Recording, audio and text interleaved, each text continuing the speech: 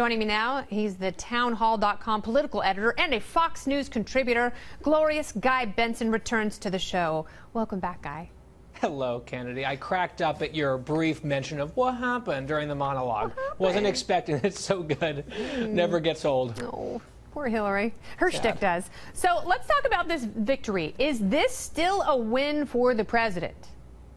I think that remains to be seen. It's certainly a victory for Steve Bannon and some of the people who have surrounded the president. Whether Roy Moore, as a senator, if he wins the general, which I think he will, votes with Trump the way he wants, I think is an open question. I mean, we looked at the Graham-Cassidy healthcare framework that was pulled from the floor because it lacked the votes to pass. Roy Moore was campaigning against it, saying he wanted a better bill, a stronger, more conservative bill, and would have voted no, potentially, along with Rand Paul and John McCain and others. So it could well be that Moore ends up being a thorn in Trump's side occasionally.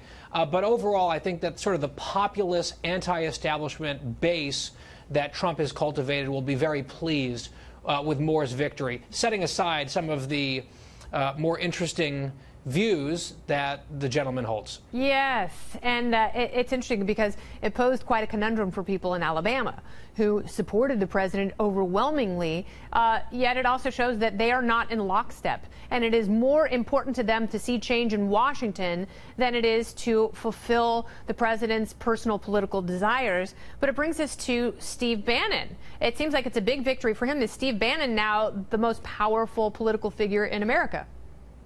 Well, he's certainly powerful, and I think what you're starting to see is a lot of Republicans in the Senate sort of looking around and looking over their shoulder and wondering, all right, where does this train roll next? Bob Corker of Tennessee announcing he's not going to seek re-election. There's a chance that he was sort of wincing and saying, gosh, maybe I'm a little bit too moderate or a little bit too traditional as a Republican to survive this type of environment in a very red state. I know there's rumblings about Roger Wicker from Mississippi getting a well-financed challenger from the Mercers, which have deep ties into Bannon and that whole crew. So I think that, look, there are a bunch of Democrats who are up in 2018 on the Senate side who are vulnerable. The Republicans have a real chance. But it seems like the primaries could be very interesting in some of these Senate races. So the question is, when you talk about rising and falling political fortunes, is it time to ditch Mitch?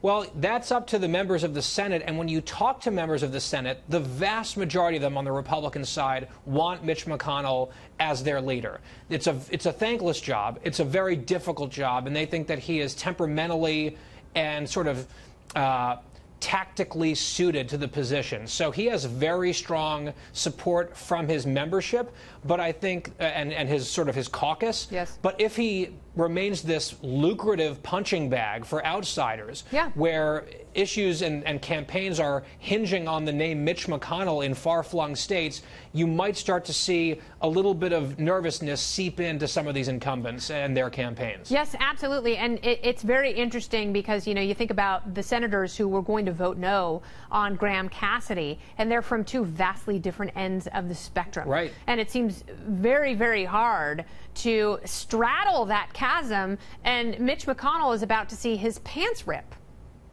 Well, and McConnell's been basically saying, let's get to 50 votes, let's pass anything. President Trump, we're going to get something on your desk. And then there have been this sort of this moving target of people who are going to vote no virtually all of the time, like Susan Collins. By the way, can I just say, Kennedy, I've been saying this to anyone who will listen. Susan Collins has her own Obamacare replacement bill that she introduced last winter or earlier this winter. I would love to know if she would be willing to vote for her own bill on Obamacare. I bet she wouldn't. That might be the next move for Mitch McConnell. Like, call her bluff. Say, all right, Susan, you're no on everything else. Here's your bill. Are you a yes on your own bill? Yeah, you're not? Can you whip Murkowski and Heller onto your side, you dominatrix? You Maine madam? I mean that as a compliment. Guy Benson, thank you so much for being here. I always appreciate seeing you and hearing your wisdom. Thanks, Kennedy. See you soon. Very good.